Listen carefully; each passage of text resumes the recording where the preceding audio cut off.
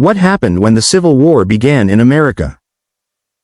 In 1861, the United States plunged into a devastating civil war, driven by deep divisions over slavery and states' rights.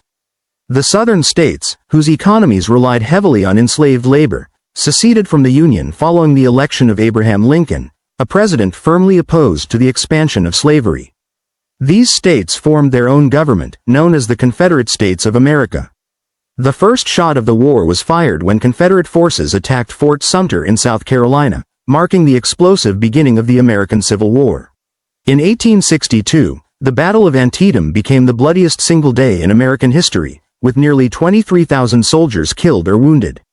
Although the battle ended in a tactical stalemate, it gave President Lincoln the opportunity to issue the Emancipation Proclamation, which declared all slaves in Confederate-held territories free. This bold move transformed the war's purpose, from merely preserving the Union to fighting for human freedom. The following year, in 1863, the Battle of Gettysburg proved to be a major turning point. This three-day battle, with over 50,000 casualties, halted the Confederate advance into the North and boosted Union morale. After the battle, Lincoln delivered his iconic Gettysburg Address, redefining the war's meaning as a fight for liberty, equality, and democracy. In 1864, Union General William T. Sherman launched his infamous March to the Sea, a brutal campaign that destroyed Southern railways, cities, crops, and morale. Sherman's strategy wasn't just about military victory, it aimed to break the will of the Southern people and bring the war to a swifter end.